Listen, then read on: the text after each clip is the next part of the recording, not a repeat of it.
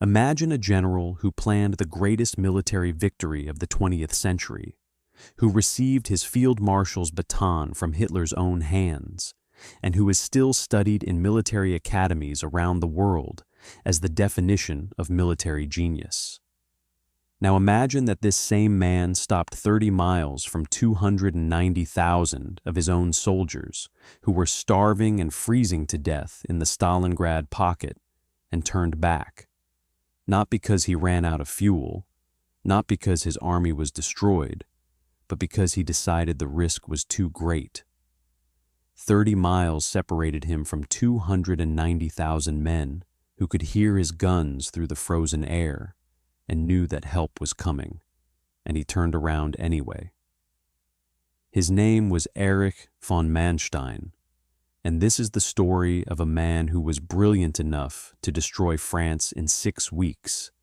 but could never bring himself to cover the last 30 miles to save his own army. Erich von Manstein was born Fritz Erich Georg Eduard von Lewinsky on November the 24th, 1887 in Berlin, into a family so deeply embedded in the German military tradition that his destiny seemed to be decided before he was old enough to understand what destiny meant. He was the 10th child of a Prussian artillery general, which in the Germany of the late 19th century meant growing up in a household where military service was not a career choice, but a natural condition of existence, where the traditions of the Prussian officer corps were transmitted as a kind of cultural inheritance alongside table manners and religious observance. He was adopted shortly after birth by his mother's sister and her husband, Georg von Manstein, himself a Prussian general, and took his adoptive family's name, which is the name history remembers him by. He entered the military as a cadet at the age of 12 and never seriously considered doing anything else, because in the world he grew up in, there was nothing else worth considering.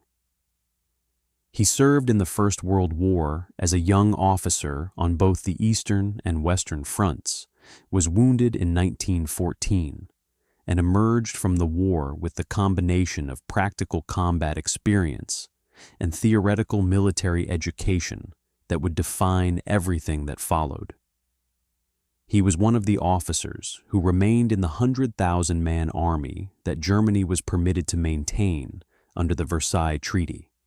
and he spent the interwar years developing the theoretical foundations of armored warfare and operational maneuver that would later make him famous across the world. He was a staff officer's staff officer, a man who thought in operational terms rather than tactical ones, who could look at an entire theater of war and see not just the immediate battle, but the sequence of movements and decisions that would determine its outcome weeks or even months in advance, which is a genuinely rare ability, and one that the German army was fortunate to have at exactly the moment in history when it needed it most. The plan that made Manstein famous, the plan that destroyed France in the summer of 1940 and shocked the entire world, including most of the German high command, was not originally his idea in the sense that he invented it from nothing, but it was his idea in every sense that actually mattered. The German army's original plan for the invasion of France was a modified version of the old Schlieffen plan, a swing through Belgium that the French were expecting and had prepared for with considerable thoroughness, positioning their best forces to meet exactly that kind of advance. Manstein looked at this plan and immediately understood that it was going to fail, that the French and British armies would meet the German advance in Belgium, and a war of attrition would develop that Germany simply could not win given the economic and industrial realities of the situation. He proposed instead an attack through the Ardennes forest, which military doctrine at the time said was impassable for armored forces, and which the French had therefore left almost entirely undefended, driving through to the English Channel and cutting off the Allied armies in Belgium from behind in a movement that would make their entire defensive position completely untenable. His superiors rejected the plan repeatedly because it was too risky and too dependent on the Ardennes actually being passable for tanks and too vulnerable if anything went wrong at any point along the way. Manstein kept pushing it anyway, with the kind of institutional stubbornness that does not make a man popular in any military hierarchy, but occasionally produces results that justify the irritation it causes. He was eventually transferred away from Army Group A's headquarters, partly to get rid of him and his inconvenient ideas, but before he left, he arranged to have his plan presented directly to Hitler, who had an instinct for the bold and unconventional that sometimes served him brilliantly and sometimes led to catastrophe, and Hitler immediately grasped what Manstein was proposing and ordered it implemented over the objections of the Army High Command. The result was the fall of France, 6 weeks in the summer of 1940, that ended with the British Army evacuating at Dunkirk and France, signing an armistice in the same railway carriage where Germany had signed its own armistice in 1918, which was a humiliation so perfectly constructed that it almost seemed fictional. It was the most spectacular military victory in modern European history, and it was built entirely on Manstein's vision of what was possible. In the invasion of the Soviet Union that began in June 1941, Manstein commanded a panzer corps that drove deep into the Baltic states in the opening weeks of the campaign, covering ground at a pace that even the optimistic German planners had not anticipated. He was then given command of the 11th Army in the Crimea, where he was tasked with capturing Sevastopol, the great fortress city at the tip of the Crimean Peninsula that the Soviets had fortified so heavily over so many years that it was considered by most serious military analysts to be essentially impregnable. Manstein besieged Sevastopol for 8 months, bringing up the heaviest artillery in the German arsenal, including the monstrous railway gun called Dora that fired shells weighing 7 tons each and had to be assembled by a crew of over 1,000 men just to be made operational. And in July 1942, the fortress finally fell after a siege that demonstrated both Manstein's methodical patience and his ability to coordinate complex combined arms operations across a sustained period of time. Hitler promoted him to Field Marshal on the day of the victory, making him the youngest Field Marshal in the German army. And whatever else can be said about Manstein, the promotion was genuinely deserved, because taking Sevastopol was a military achievement of the highest order by any reasonable standard of measurement. But it was at Stalingrad that history presented Manstein with his greatest test and his most controversial moment, and it is Stalingrad that defines how history ultimately judges him, regardless of everything else he achieved before or after. In November 1942, the Soviet Army launched Operation Uranus, a massive encirclement operation that trapped the German Sixth Army, under Field Marshal Friedrich Paulus, inside the ruins of Stalingrad, with a speed and decisiveness that caught the German High Command completely off guard.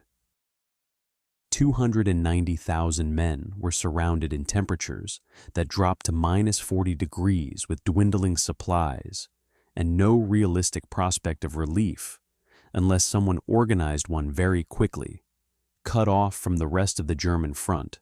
by a Soviet ring that was growing stronger and deeper with every passing day, while the men inside it grew weaker.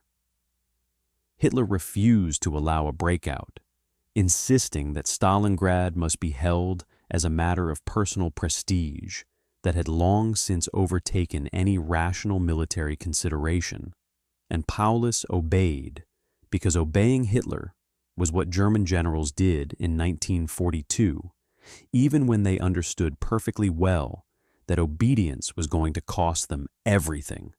Manstein was given command of the newly created Army Group Dawn and ordered to relieve the encircled army, which was the kind of assignment that looked straightforward on paper and was anything but straightforward in reality.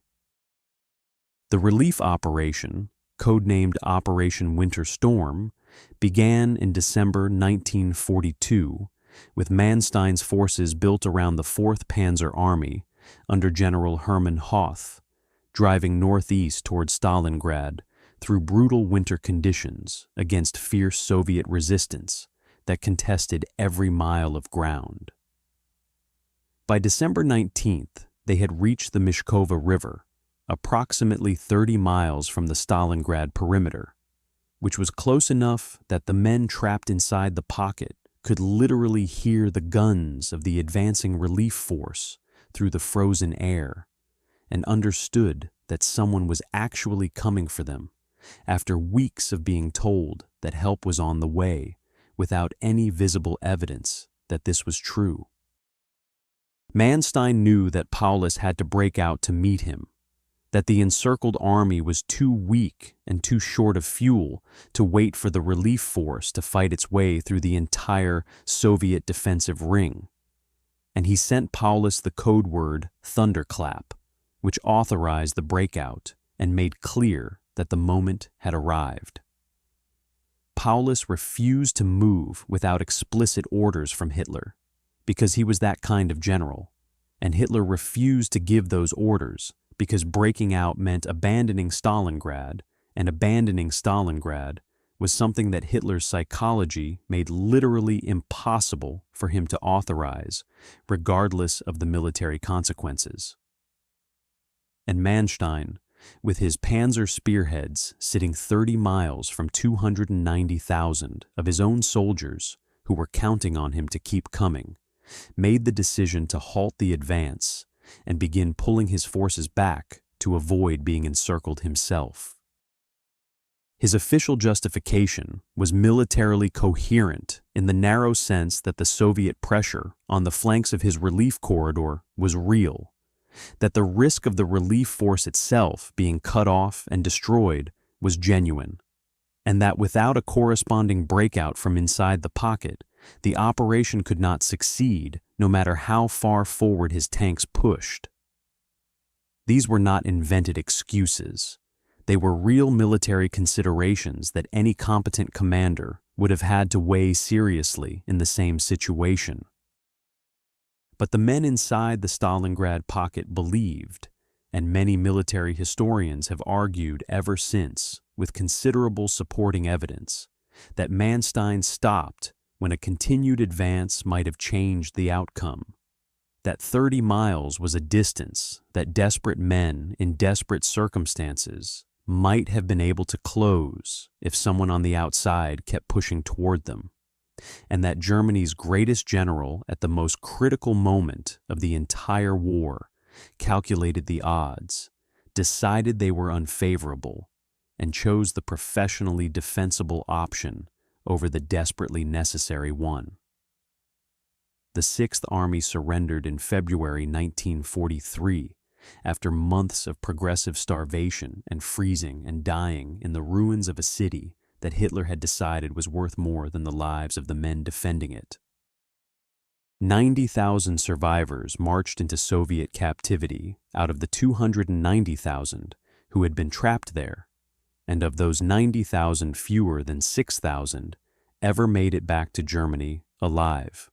What followed Stalingrad was in many ways Manstein's greatest purely military achievement,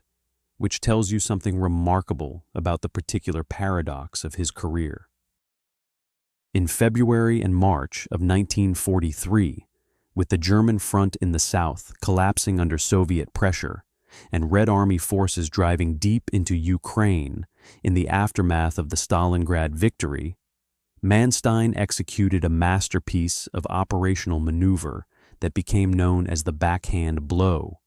allowing the overextended Soviet forces to drive forward until their supply lines were stretched to breaking point and then striking their flanks with concentrated armored forces to recapture Kharkov and stabilize the entire southern front in what military historians universally regard as one of the finest examples of operational art in the history of warfare. He had just presided over the greatest German defeat of the entire war and responded by executing one of the greatest German victories, which is either a testament to his extraordinary professional resilience or a reminder that military genius and moral clarity are completely separate qualities that have essentially nothing to do with each other. At Kursk in July 1943, Manstein commanded Army Group South in the German offensive and argued strenuously for a continuation of the attack, even after Hitler canceled the operation following the Allied landings in Sicily, believing that the offensive could still succeed if pressed with full commitment, and that halting it was a strategic mistake of the First Order that would hand the initiative permanently to the Soviets. He was probably right about that, though the debate among historians continues with no sign of resolution. For the remainder of 1943 and into 1944, he conducted a fighting withdrawal across Ukraine against Soviet forces that were growing stronger and more confident with every passing month, repeatedly demonstrating his ability to stabilize situations that looked completely hopeless and buy time that Germany consistently used less well than he hoped it would. He clashed with Hitler constantly over strategy,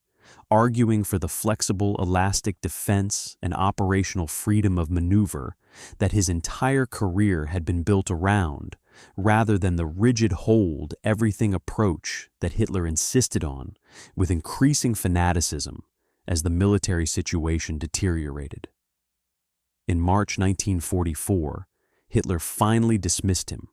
and Manstein never held another command for the remainder of the war. After the war, he was tried by a British military tribunal for war crimes, specifically for the actions of the forces under his command in the Soviet Union, including the failure to prevent the murder of Jews and Soviet prisoners of war by the Einsatzgruppen that operated in his area of command, and he was convicted and sentenced to 18 years in prison. A group of senior British and German officers raised money for his defense, arguing that he was a professional soldier who had been convicted for the actions of political organizations that operated alongside his forces rather than under his direct command, and he was released in 1953 after serving less than 4 years on grounds of ill health, which, given the sentence, was either a recognition of the genuine complexity of command responsibility in modern warfare or a demonstration of how differently the victorious powers treated German army officers compared to SS men, depending on what they needed from them at any given moment. In his post-war memoirs, Lost Victories, published in 1955, Manstein presented his career in the most favorable light that the available evidence could support, emphasizing his strategic achievements and his disagreements with Hitler, while treating his own responsibility for what happened under his command with the kind of careful ambiguity that a skilled staff officer applies to any document where the precise wording matters enormously. The book became one of the most widely read military memoirs of the entire war and shaped how an entire generation of readers understood the German army's role in the conflict, which was probably the most consequential thing Manstein wrote in his entire career, and almost certainly the most carefully constructed. He served as an advisor to the West German government during the rearmament of the 1950s, and helped shape the structure of the new Bundeswehr, contributing his expertise to the army of the country that had tried and imprisoned him with the same professional thoroughness he had brought to every other assignment in his life. He died on June 9, 1973, at the age of 85, having outlived most of his contemporaries, and spent his final decades as a respected, if deeply controversial figure in West German military circles. Erich von Manstein was a genius, and the evidence for that is overwhelming and comes from friends and enemies and neutral observers alike across 8 decades of historical scholarship. He was also a man who served a criminal regime with professional thoroughness, and whose forces committed or failed to prevent crimes of the gravest kind against civilians and prisoners across the entire breadth of the Eastern Front. And he was a man who stopped 30 miles from 290,000 of his own soldiers and turned back, and who spent the remaining 30 years of his life explaining in careful and professionally credible terms why that was the correct decision given the military realities of the situation. History has not yet finished deciding whether he was right about that, and it probably never will. But the men who marched into Soviet captivity at Stalingrad and never came home do not get to participate in that debate. That is the story of Erich von Manstein, Hitler's greatest general, the man who refused to die with his army. And now you know it.